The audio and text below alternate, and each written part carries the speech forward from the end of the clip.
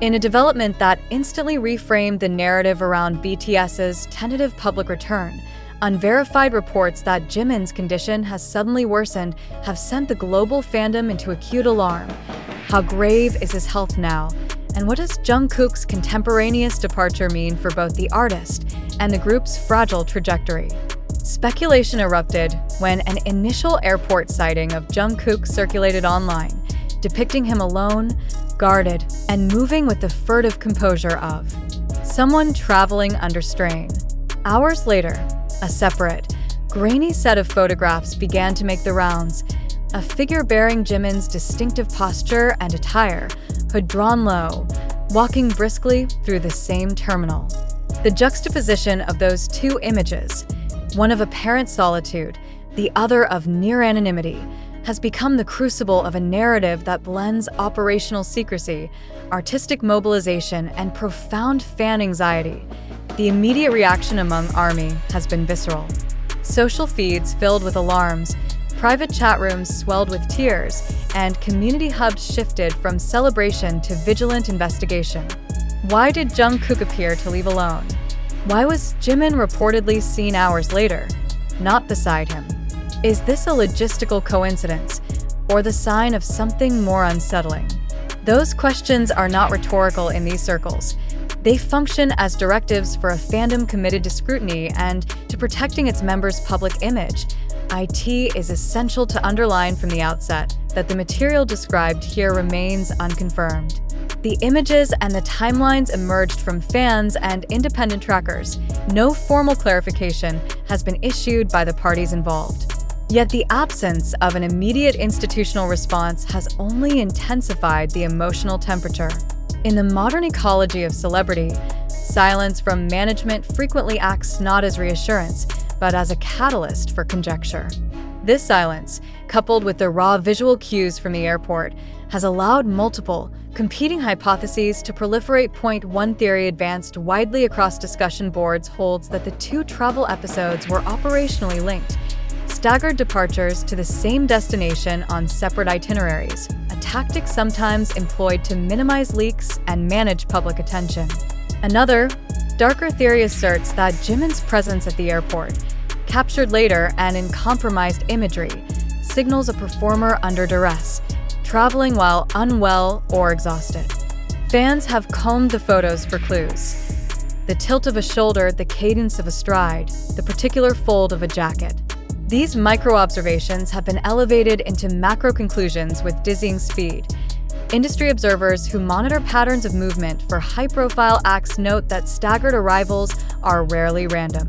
When multiple members of an ensemble surface in the same city within hours, it frequently prefaces coordinated activity, recording sessions, filming schedules, or preparatory rehearsals. Such operational logic, however, does not negate the human variable. Performers are not merely logistical units. They are individuals whose capacity to withstand production demands varies across time. The fandom's concern, therefore, is both procedural and personal. Procedural in its implications for forthcoming projects, personal in its fear for Jimin's well-being. Context amplifies the anxiety. Jimin's recent public reappearance after completing mandatory service had already set the fandom on edge. Observers cataloged a demeanor that seemed restrained, a public comportment more guarded than patently celebratory. That restraint was read by many as evidence of fatigue, tension with professional structures, or unresolved pressures tied to contract obligations and creative expectations. If the new airport images are indeed Jimin, the pattern of guarded appearances and limited public communication frames a narrative of an artist navigating a precarious return to an intensely scrutinized spotlight. The emotional calculus among fans has been immediate and uncompromising. Social commentary has trended from practical analysis, comparing luggage, timestamps, and wardrobe, to raw expressions of sorrow. Messages describing sleepless nights, sudden crying, and fear for an artist's health have proliferated. For a community that has invested years in the personal and professional arcs of its members, the possibility that one of them might be dangerously overextended is not abstract. It registers as a communal emergency. that communal emergency has also provoked methodical behavior. Dedicated followers have undertaken digital forensics, cross-referencing flight logs, seat arrangements, and the chronology of online posts, comparing light and shadow in photographs to estimate time of day, consulting industry calendars for plausible production commitments in the region reportedly being visited. This obsessive verification is, in a perverse sense, consolatory.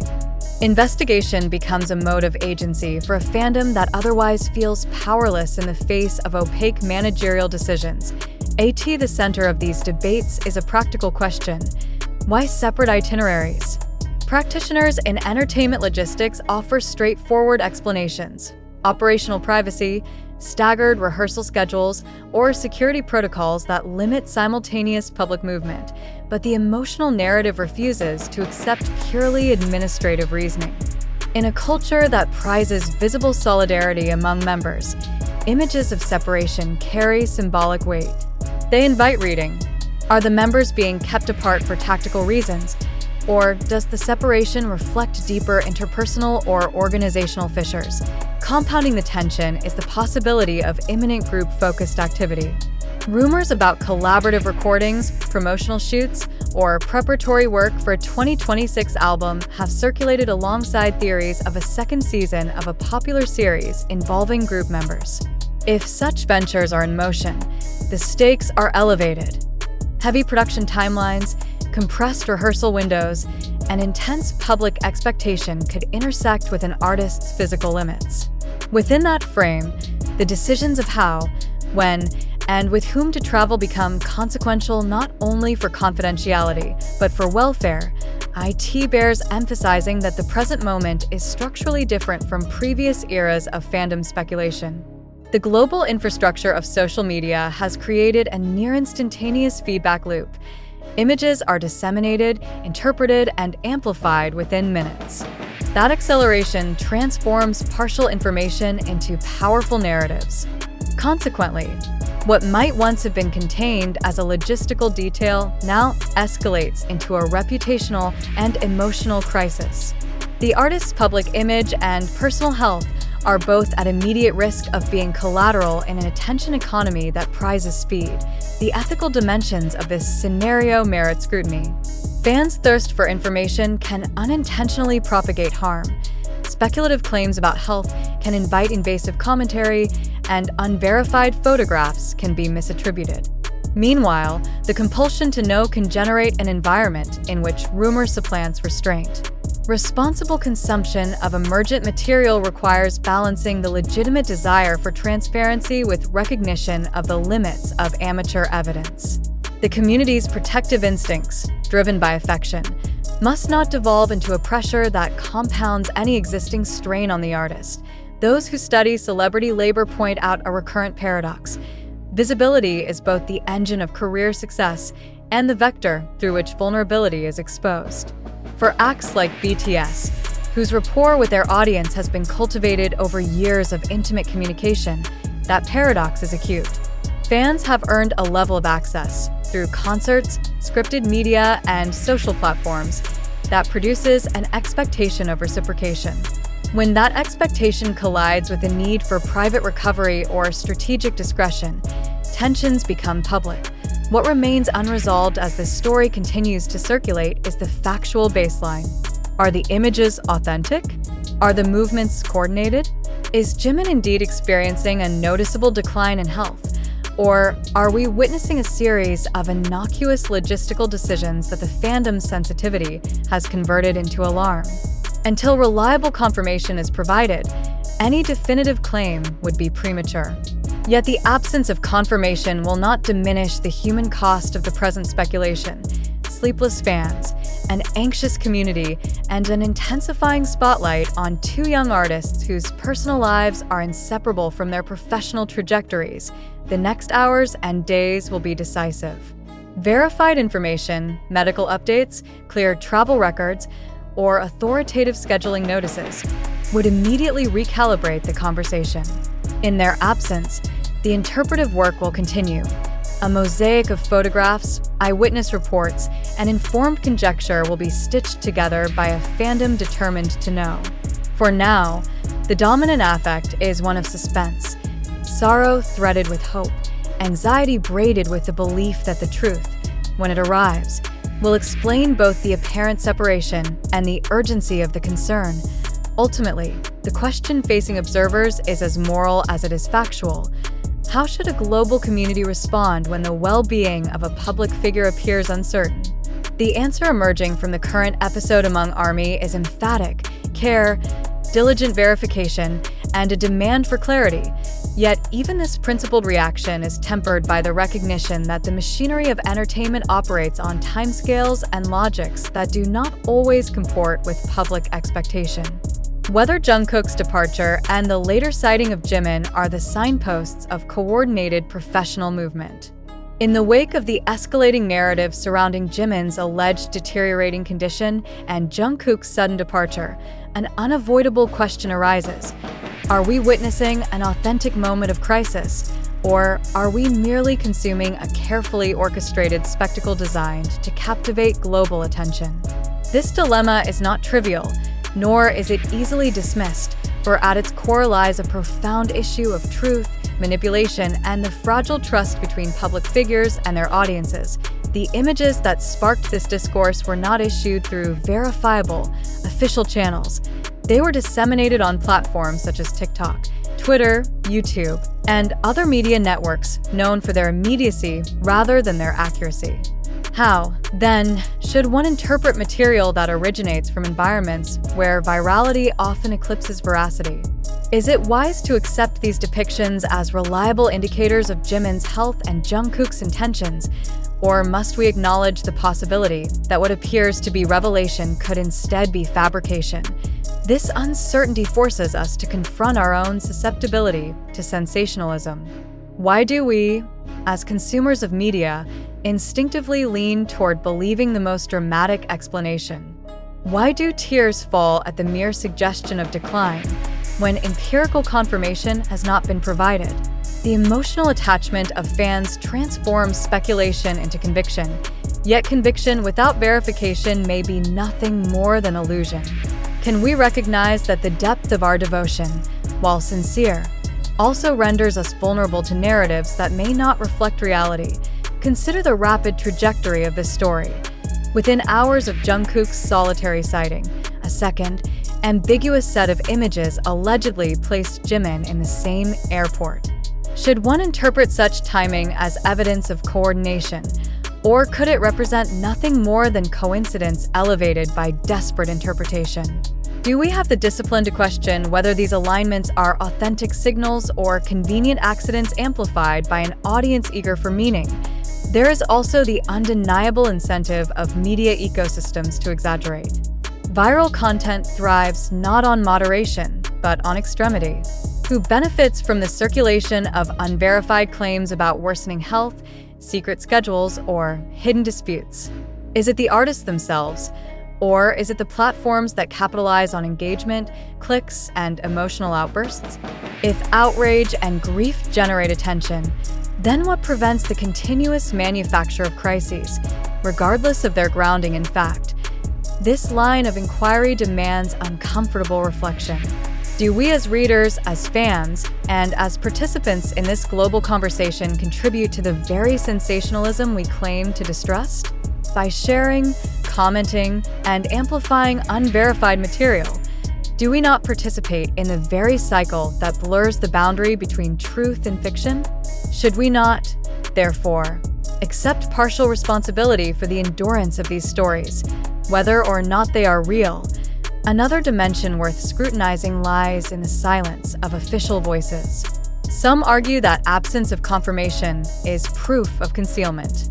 But is silence necessarily a strategy of manipulation, or could it simply be the natural restraint of organizations unwilling to dignify speculation with a response? Does our impatience for answers create an interpretive vacuum that we ourselves fill with conjecture? Could it be that our demand for constant disclosure is unsustainable, even unethical, when measured against the human need for privacy? Equally pressing is the matter of empathy. If Jimin is indeed unwell, is it responsible to dissect his every movement under the harsh lens of digital analysis? Does the relentless search for evidence respect the dignity of the artist?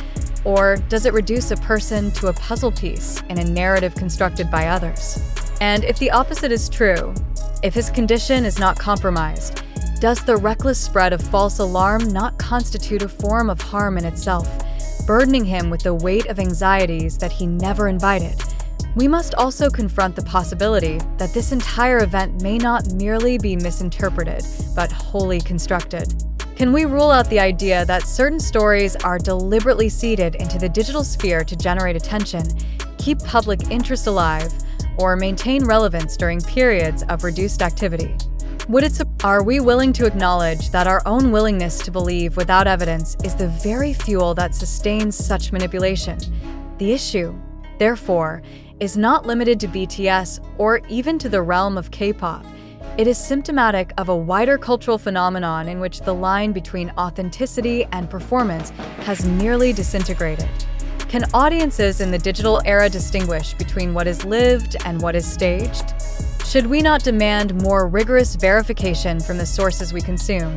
Or will we continue to indulge in the comforting fiction that every rumor is worthy of belief? The question of Jungkook's departure must also be placed under the same critical lens.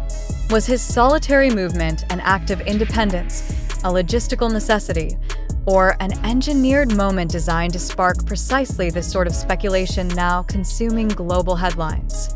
If Jimin truly followed, why was the separation necessary? And why must it be discovered only through shadowed images and whispers rather than transparent acknowledgement? Is secrecy an indicator of strategy or a sign of fracture? Reflect on the emotional responses circulating now. Countless fans crying, countless posts pleading, countless theories interlocking like shards of glass in a broken mirror. Do these responses bring the truth closer, or do they entangle us further in a web of unverified conjecture? Can one's sincerity be measured by intensity of emotion? Or should sincerity be measured instead by willingness to suspend judgment until facts emerge? The most pressing question remains: what if none of this is real? What if the narrative we are consuming, the worsening health, the hidden pursuit, the staggered departures, is nothing more than a mirage? Would such a revelation liberate us? Or would it deepen the disillusionment of a community that has invested not only attention but genuine love into these figures? Are we prepared for the possibility that our tears have been shed for a script rather than for reality? In urging reflection, one must emphasize the duty of skepticism. Critical thinking is not cynicism. It is the recognition that truth is rarely handed to us in its purest form. Do we accept that in the age of instantaneous media, every headline may carry elements of both fact and fabrication? Do we understand that believing without questioning is the first step toward manipulation? And can we, as a collective audience, discipline ourselves to resist the allure of sensationalism, even when it comes wrapped in the faces of those we admire most? Let us therefore pose the central challenge directly. Do you, as a reader, truly believe that Jimin's condition has worsened in the manner suggested? Or do you acknowledge that this story may be the product of media construction and fan-driven speculation? Are you willing to demand evidence before forming belief? Or will you allow emotional immediacy to dictate your perception of truth? These are not rhetorical provocations. They are necessary inquiries. For in this moment of global tension, we stand at a crossroads between responsible skepticism and uncritical sensationalism. Which path will we choose? Will we continue to amplify the uncertain, or will we exercise restraint, demanding facts before surrendering to feeling? The answers we provide, individually and collectively, will not only shape how we understand this incident, but also determine whether we, as an audience, are capable of navigating a media landscape where the difference between reality and illusion is perilously thin. Until clarity emerges, the responsibility rests with us to remain critical, to resist premature conclusions, and to confront the uncomfortable possibility that what we are witnessing may be less about truth than about the machinery of attention. In this light, the story of Jimin and Jungkook is no longer merely about two artists. It is about the audience itself. Will we allow ourselves to be governed by spectacle, or will we rise above it, insisting on truth even when truth is slow to arrive? That is the question before us now. And the answer, though still unwritten, will speak volumes about our collective capacity to discern, to reflect, and to choose truth over illusion in an age saturated with both. In the end, the controversy surrounding Jimin's supposed decline and Jungkook's abrupt departure is less about what may have happened and more about how we, as an audience, respond. Do we allow ourselves to be carried away by fragments, rumors, and viral images? Or do we pause, question, and demand reliable evidence? Every repost, every emotional outburst, every unverified claim contributes to shaping a narrative that may or may not reflect reality. The critical question remains: are we engaging with truth, or are we complicit in amplifying illusion? Until verified facts emerge, restraint is the most responsible act. Reflection is not weakness, it is strength. In an era where sensationalism reigns, the real power lies not in believing first, but in questioning first. Perhaps this is the moment for ARMY, and for all consumers of digital media, to ask themselves, are we truly protecting those we love, or are we endangering them by turning shadows into stories? And so, the unfolding drama becomes less about deciphering blurred airport photos and more about examining our own role in constructing meaning. The silence of official sources, the hunger of fans, and the speed of digital platforms combine to create a storm where uncertainty is mistaken for truth. In this fragile space, the wisest response may not be louder speculation but quieter patience. For Jimin and Jungkook, the human cost of misinterpretation could be profound. For the fandom, the test is whether love can manifest not only as vigilance, but also as restraint. Until facts emerge, perhaps the greatest show of support is choosing not to feed the spectacle.